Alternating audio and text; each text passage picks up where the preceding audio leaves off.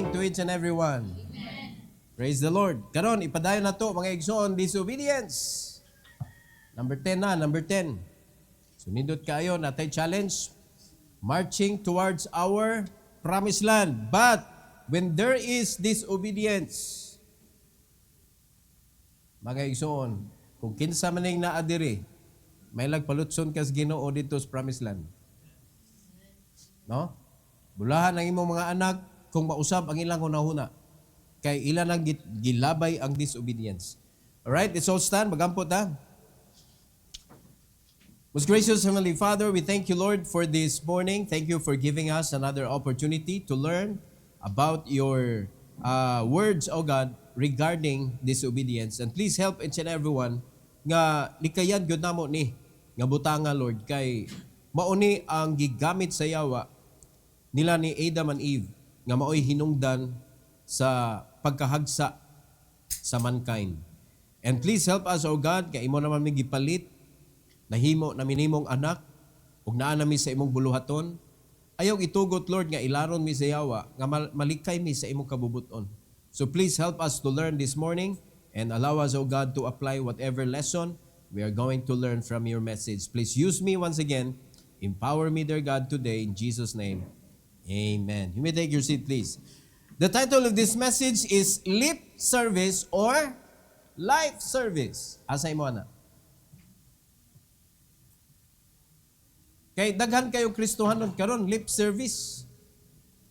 Ang ilang pagpangalagad ba ray gigamit. Walay lihok. Istorya ra walay lihok. Amen. So, I'd rather be an eagle than a parrot. You know what parrot do? Daghan kay malingaw sa parrot. Di ba? Bisan kung ingnon ang nagatubang, pangit, pangit. Lingawan, bisag ingnan siyang pangit siya. Lingawan niya, oy, kay nga naman ang parrot, nitingog. Sabaan kayo ang parrot. Pero ang eagle, hilom kayo. Pero kasi naiagi nilang dua. Ang eagle, mga igsoon. So I'd rather be an eagle than a parrot nga sikat kaayo. Ang eagle, hindi man makita to. So ato taas kay linuparan mga igsoon. Di ba? Unya, makita lang kung naanay kuanon, naanay dagiton. Singon ana. So, kita gihisusama ta ang challenge sa Ginoo nato, be like an eagle. Nga kung naay problema, ang parrot wanay mahimo mga kaigsunan. Pero ang eagle, they will soar high than their problem. Alright? So, ani nga parable, mga igsoon, nga gamito na to karon, this parable, Jesus confronts the illusion of obedience and reveals the power of repentance. It's not what we say, but what we do. And who we become, that determines our place in God's kingdom. Di ba dag istorya na ni? Pero kung unsay gibuhat nato, kung unsay ato ang unsay outcome mga igsoon sa atong gibuhat. Alright? Dili lang kay kabaw ko ana, pero gibuhat na ba nimo? May kay ko ana, pero unsa may resulta sa imong kamaayo. Di ba? We can see people mga igsoon nga mahibong na lang ta, kay baw day kana. Tungod sa resulta sa iyang gibuhat. No? Kay baw mga tao, kay baw ka, but they never saw you doing it. Nakuha na to mga igsoon. So, dili na to kanang palapdon ang border ba sa ato ang capability without letting them see the reality of what we say. Nakuha na to mga igsoon. So, 3 things in this message, mga igsoon, para masabtan yun nato nga malikayan nato ning lip service ug arita sa life service. Number 1, naay gitawag diri mga igsoon, the spoken rebellion. Mo na giingon nga prangkahay gyud ni, I will not. Naay mga tao nga prangka kaayo, blatant kaayo nga musulti mga igsoon, di ko pastor. Sa simbahan, naay mga tao ingon na sa pamilya, naay mga anak nga di ko pa. Kanang vocal kayo mo balibad. No, sa atong kinabuhi sa mga authority na mga tao nga di mahadlok musulti sa ilang rebellion. Mo against sila vocally. So, the first son, ani nga ato ang parable nga istoryahan, openly refuses his father's command. Nagrepresent ni siya sa blatant disobedience. Mao ni siya ang words mga igsoon nga nag-defy sa authority. Pasabot ana, wala girespetuhan ang authority. Kinsa gani nang authority sa atong kinabuhi? No, kinsa na sila? Parents. No, leaders, teachers, pastors. Apil na sila. So kinsa man na sila sa atong kinabuhi? Para asa man na sila? Mao nay ato ang kural. Mao na sila ang atong safety net. Mao nay mag-warn nato nga oy naa ka sa pangpang. Magbantay ka, ayaw diha, iswag gamay. O di ba? Kinsa may tawag mga igsoon, naman hinoy dili tarong ang mga traffic enforcer. Pero kinsa man ang traffic enforcer para sa mga driver? Di ba? Para sa mga driver, kontra na sila. Pero ang wa nila nasabti, nagbantay na sila, nga way madisgrasya.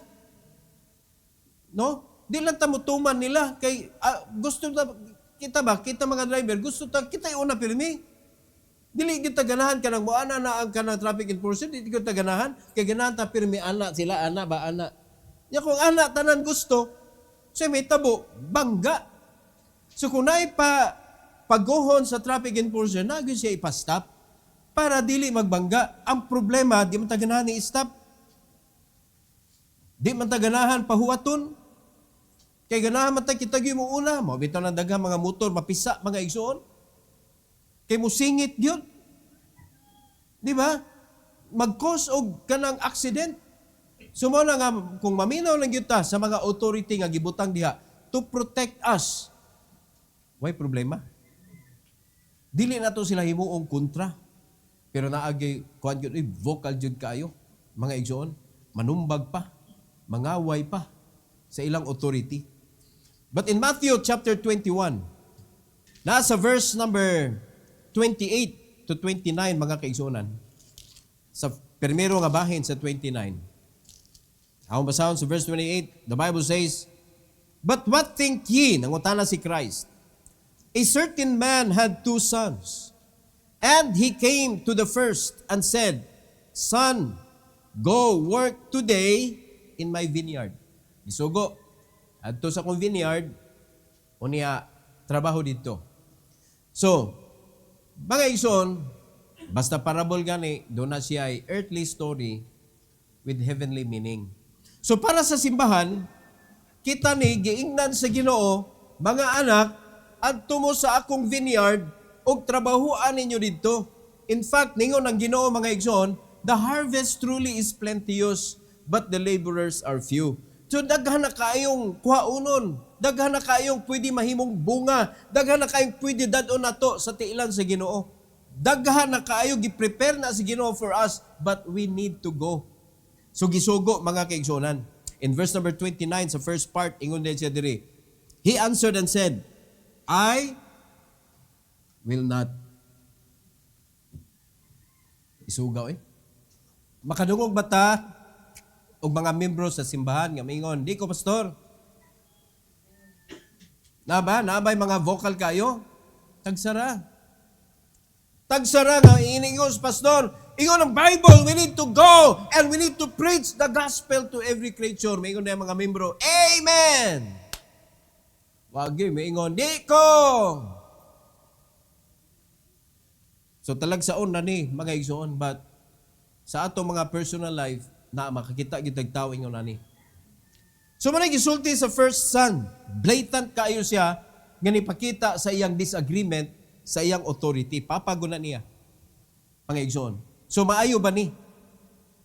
Maayo ba ni nato kanang i-apply nato ni sa atong kinabuhi?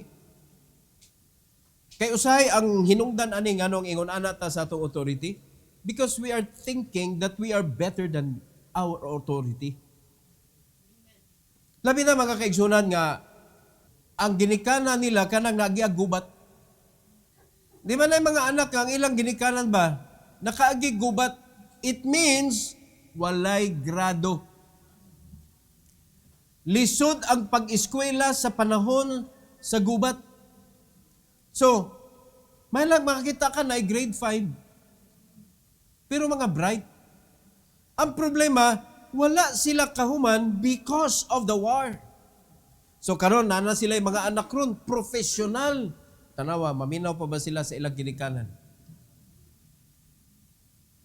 Garao na kayo because they think that they are better than their parents because of the diploma that they received from the school.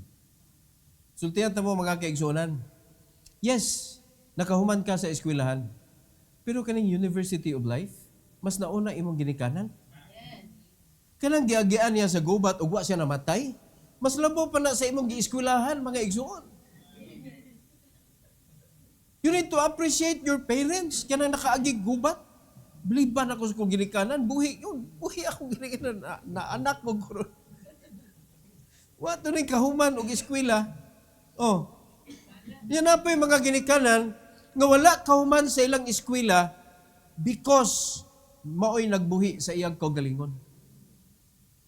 Nataw siya sa kabus nga pamilya ug siya may nalingkamot og buhi sa iyang kaugalingon. And so that nahatagan kag nindot nga kinabuhi. So that nahatagan kag nindot nga edukasyon tungod sa iyang sakripisyo. Sa dihang nakagraduate ka, imo na lang ingnon imong ginikanan, ayaw gud og butbuot kay wa kay grado. Ang wani mo na unahuna, kanang way grado nga imong giingnan, maunay nakapahatag nimo grado. When pride reach your brain, mga igsoon, mo explode na. If you become a proud person, ikaw na ni ang blatant kaayo, prangka kaayo, dayag kaayo nga musukol sa imong ginikanan. Sultihan ta mo, bisan pag-unsa na kuan pa ka kanang salutatorian, valedictorian, mga igsoon sa school, di gyud na kalabaw kung unsay naabot sa imong ginikanan. Ang rason nganong naa ka diha. It can never pay off. It can never defeat kung unsay level sa imong parents. Ni agree ta na mga igsoon? So mo na dili gyud nato tugutan nga kaunon ta sa atong success. Pride naman ang gawas ana. Kay only pride can make you kanang bitong kon kay ka kanang bold kay ka to disobey your authority. Only pride can do that, mga igsoon.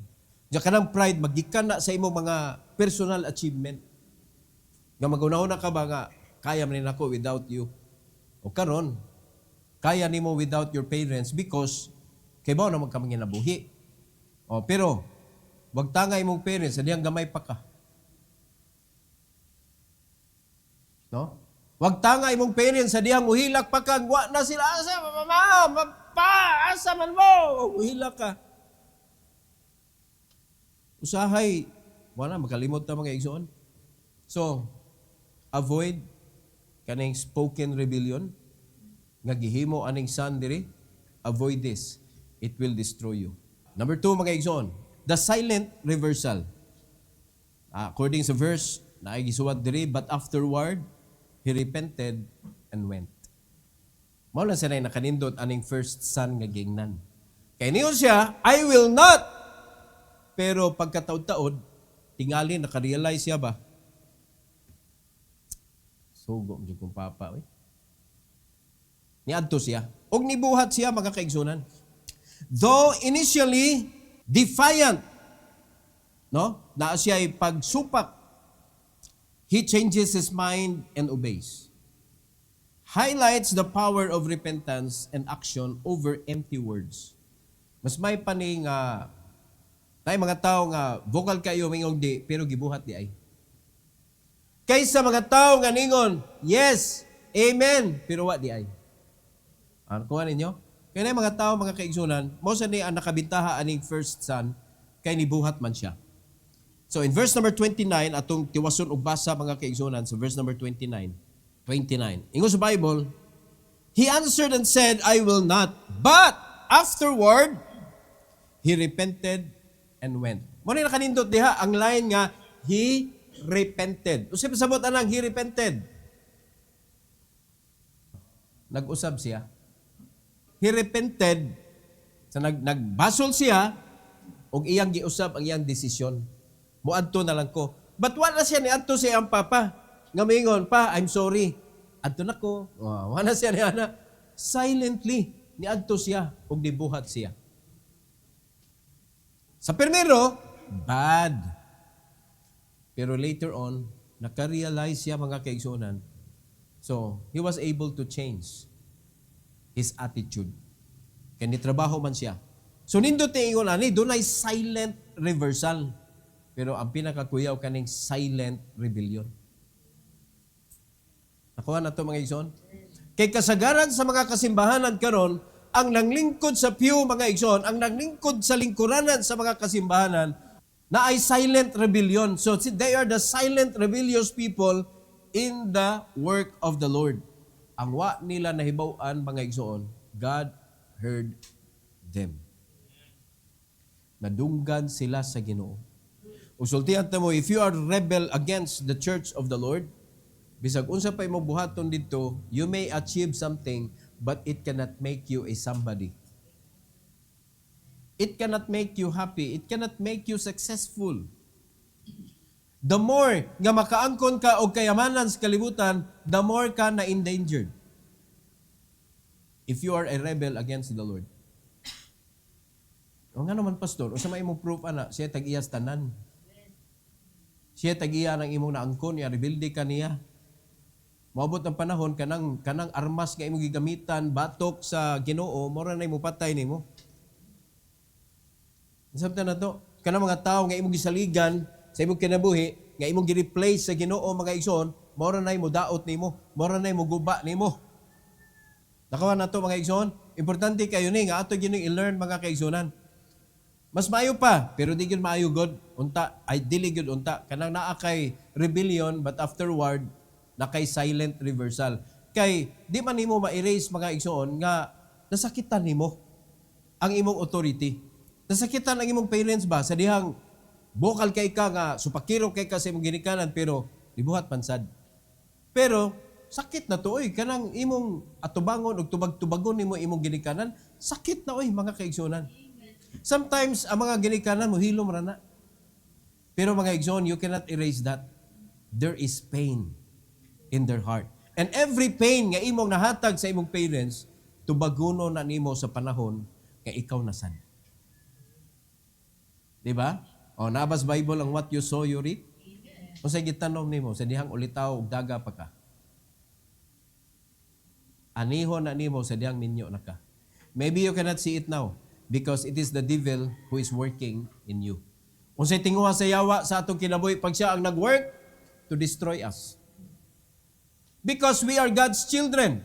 Kalipay sa yawa nga makita nga dili ka mahimong successful. Kalipay sa yawa mga kaigsunan nga makita nga maguba ka. Iyan ang achievement.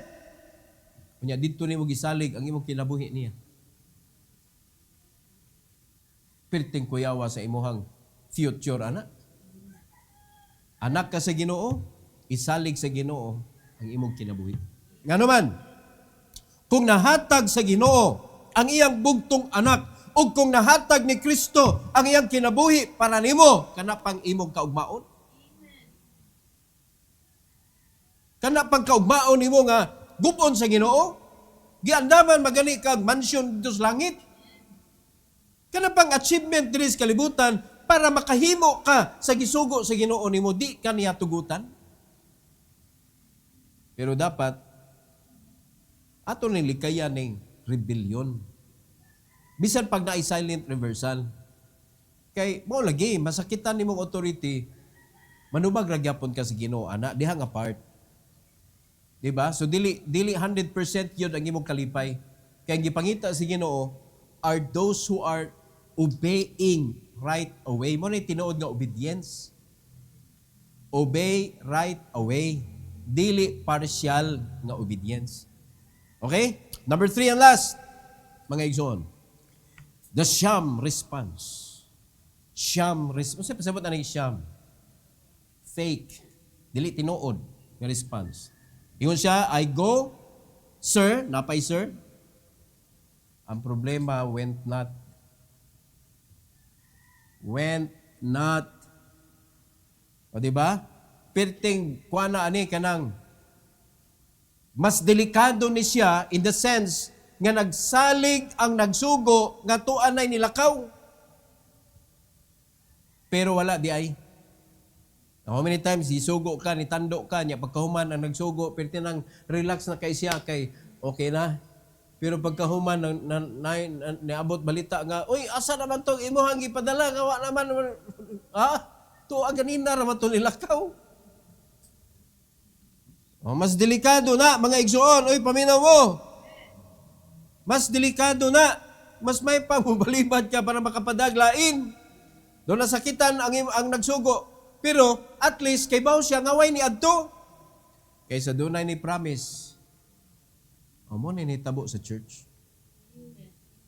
Daghan kay mga Kristohanon, yes Lord.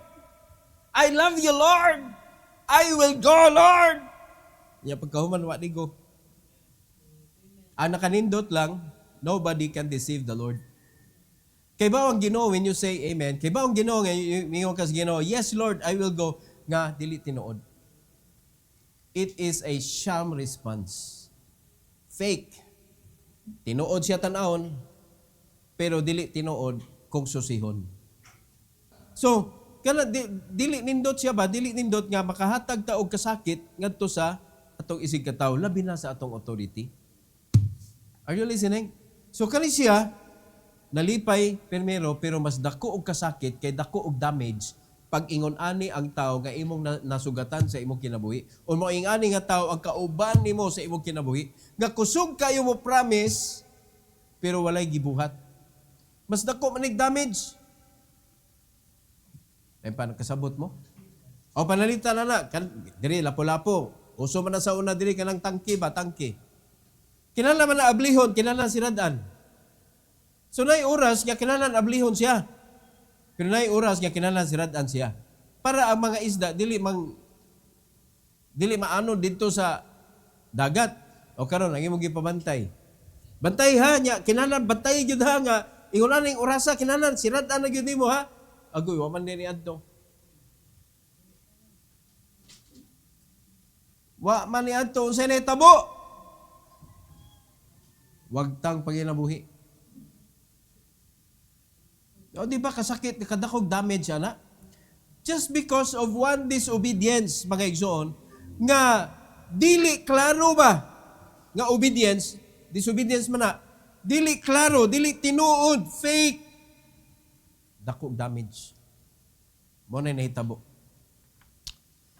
The second son gives a respectful reply, but fails to follow through. Nindot ka respectful, I go, sir. Bantay mo? Respectful ka siya, pero supakiro de itong dako. Nag-symbolize ni siya sa hypocrisy. Mo na gitawag og lip service without life service. Ba lang. Mo na daghang kay mga tao, mga kaigsunan nga kusog kayo mo praise.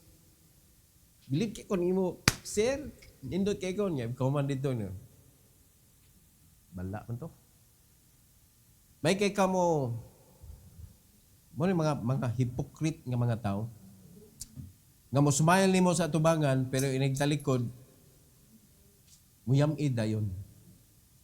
Perting paitag makakauban kag tawo ingon ani. Di ba? Nabi daw toy kuan na toy movie mga kaigsunan nga usa ka adlaw pagmata niya makadungog na siya sa unang-una sa mga tao. So pag adto niya dito sa kuan sa office, naay kanang kauban niya sa office kay siya may head dito sa office. Nay babae dito nga mo smile gyud niya tamis kay smile ba. Smile gyud. Way kay mo abi-abi pero nadunggan niya hunahuna ba nga bati dito hunahuna towards him. So nagtuo ko nga maayo to siya nako. Yan na dito gi-expect niya nga dili nindot og kanang kuan niya ba, huna-huna niya, pero mao dito'y real. Oh. So kung panalitan, tagaan ka si Ginoo, ingon ana ba nga, tugutan ng makadungog ka, na, manganghadyo kas ka matuuran, mga igsoon. Kamaayo managad ani mga tawhana niya dautan man ni sila og kasing-kasing nako diyan. Nasamtan na to na usay makurat na lang ta ha. Mo din na iyang giingon may makana siya sa akong atubangan. Oh. Mo na ka once nga buhian na nimo gud ngadto sa uban. Kay mo naka whisper has wings. Ma-whisper gana na nimo, whisper has wings. Ay na lang whisper with wings kay napkin ang gawas ana. Pero naagi na wings mo abot ka na dunggan nimo. And you will know. Ang nakapait, ang katong nag-whisper, wa siya kay baw naka. Unya mo tagad-tagad gihapon. Muday-day gihapon nga ikaw nga nakaibaw na ba? Unsa may imong bation? Diba? Unya dili pud nimo siya ma-rebuke kay imo pud gi-protect ang nagpaabot nimo. Oh. Pero unsa tan-aw nimo sa tawo nga ingon ana? Unya, do you believe that God heard everything? Unya, di ata karon sa simbahan mga igsoon, ngayon nga praise the Lord, hallelujah. Unya, pagkauman na dunggan sa Ginoo ang unod sa atong kasing-kasing, oy na unsa. Unsa man nga klase nga worship? Unsa ka nga klase nga worshiper? Lip service. Without life service.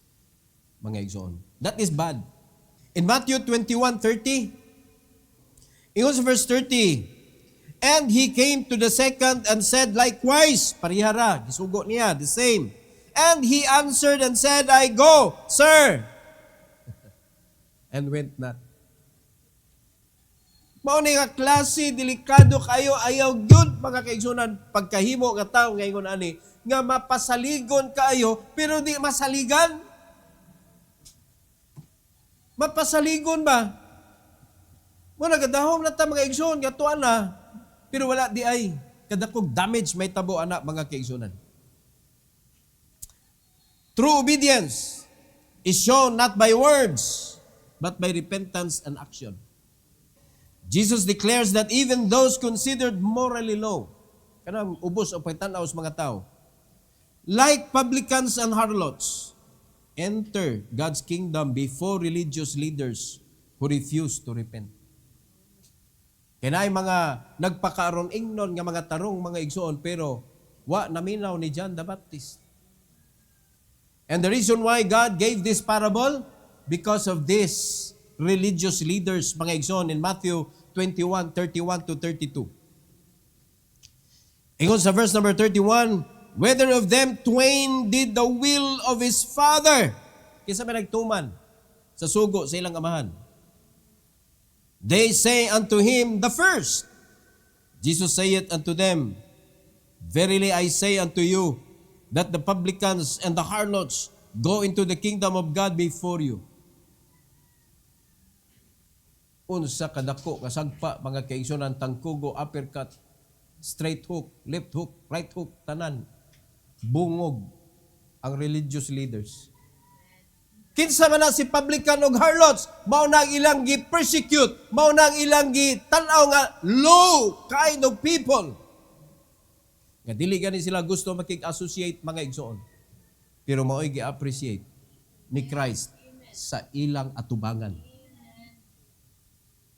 Okay ba man mo asay sakto ana? Sakto man nila tubag the first. Mao'y nagtuman. Dili ka tong naingon, I go, sir. Nyawa ni tuman. So ang obedience, according sa teaching ni Christ, is not only by words. It needs an action. So ang pangutanan ako ninyo karon this morning, ni obey batas sa Ginoo sa atong pagka-servant? Silence means? No. Dili pasabot na silence means yes. Unya, pastor, kay silence is not the absence of God man. Nakinomdom ni kas mensahe.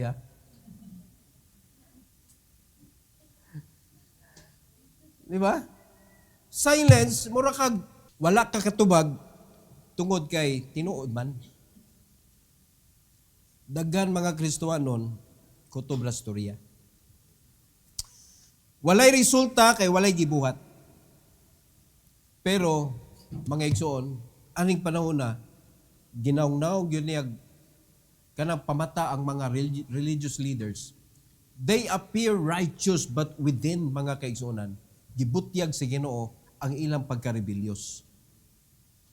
In verse number 32, the Bible says, For John the Baptist, referring to him, came unto you in the way of righteousness, and ye believe him not, but the publicans and the harlots believed him. And ye, when ye had seen it, nga believe ang harlot o ang mga publicans, repented not afterward, that ye might believe him. Nakita na ninyo ang resulta, pero wag gyapon mo nituo. Atong ibutang sa simbahan, di na lang tamo layoy, arita diri sa atong simbahan. Klaro ang giya sa Ginoo. Klaro ang mga panahon nga nagbubo ang Ginoo, mga panalangin, mga tools in order that we can let go of our prison cell. Nakainomdo mo? Naana ang resulta, nakita ninyo. But you choose not to believe. Walagi mo ni amen lagi.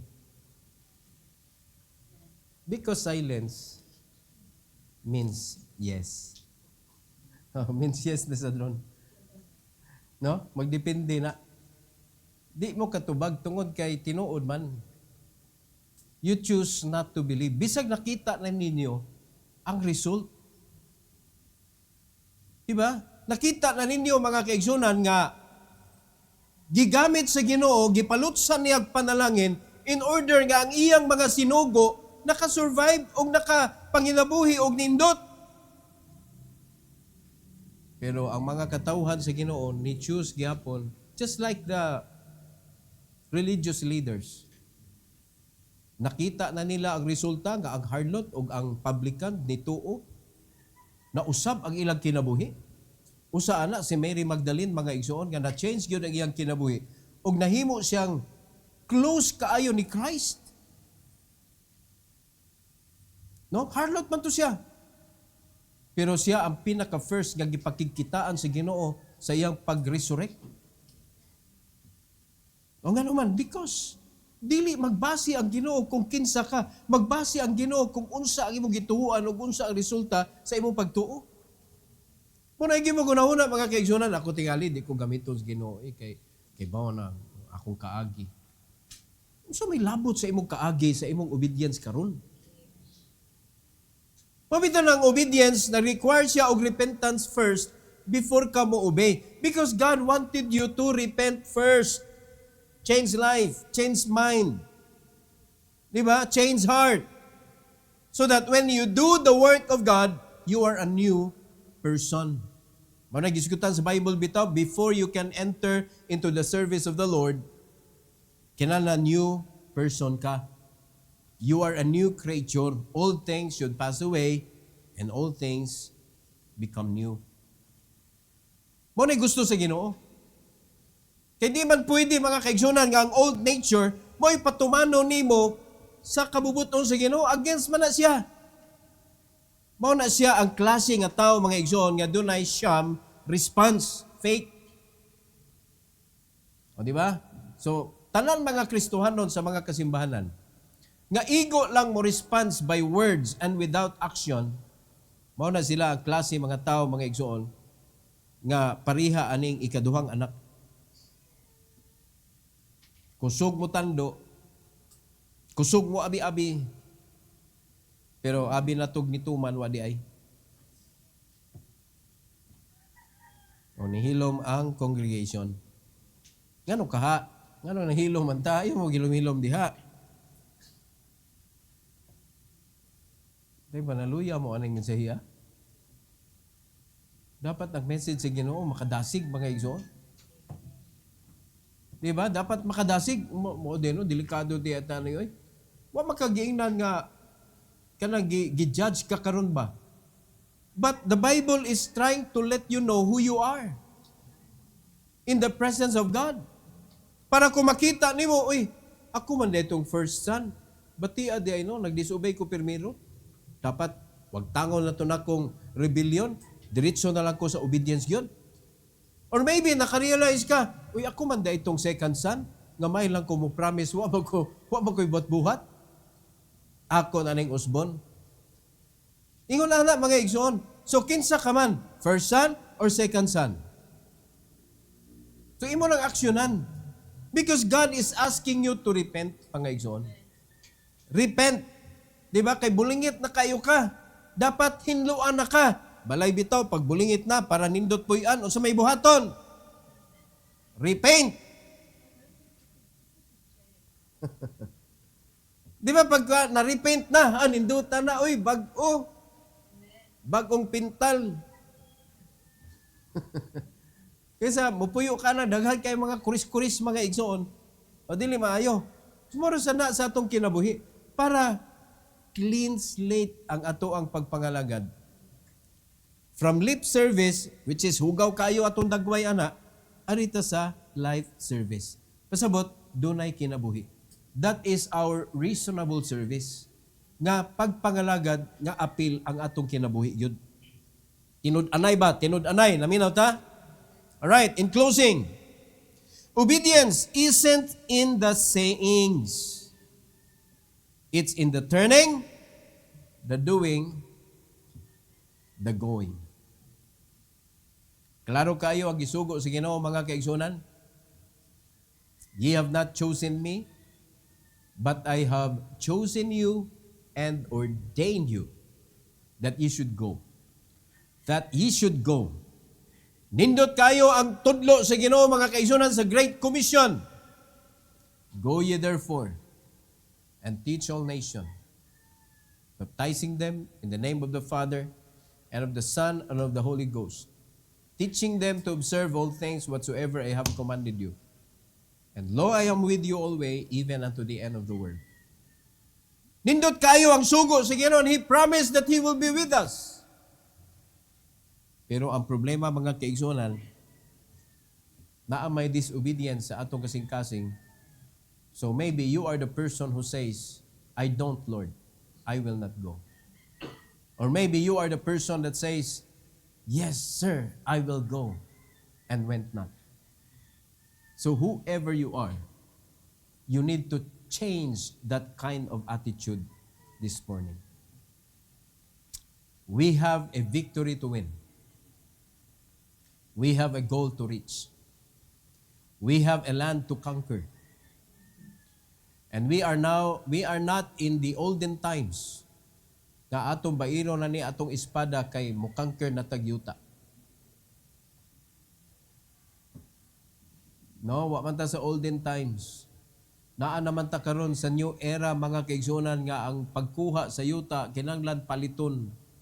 Kay kung atong pamatyon ang tag-iya, di gihapon nato maangkon. Kay adto ta magtingkag goals prisuhan, mga kaigsuonan. Are you listening? Oh. So wa gihapon kapuslanan. So atong agion, mga igsoon, sumala sa balaod. Sa kalibutan na ay balaod atong tumanon. Kay magpaubos na ana ingon sa Ginoo. So ang balaod to conquer a property is to purchase it. Do you think that God did not know that? Ha? Nagtuot nga wa kay bawang Ginoo ana nga di na ni pareha sa unang panahon. Kaya atong nakita sa Bible manggod, mauna.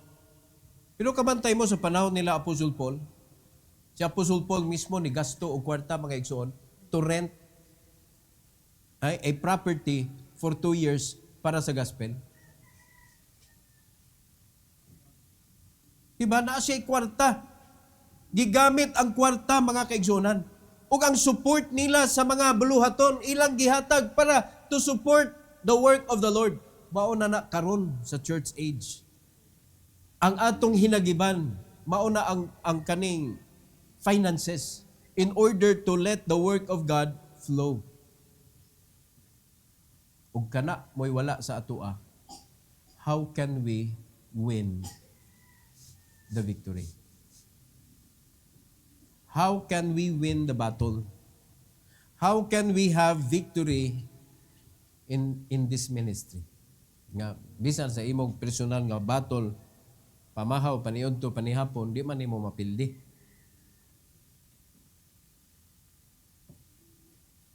O di ba? So nindot kaya ni mga kigsunan nga panawagan. Let's fight together. As one body, let's do this for the glory of God. Seriously, buhaton na to, not with lip service, but with live service. Murabag, akong ilatag, akong kinabuhi, Pastor, I will do it. I will commit my life for it. Mao na gipangita karon sa Ginoo.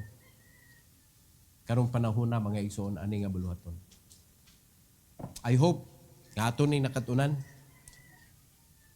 Unsay naa nimo karon? Lip service or live service? Or unsay gusto nimo ana? Lip service or live service? Ikaw na mag-igo ana.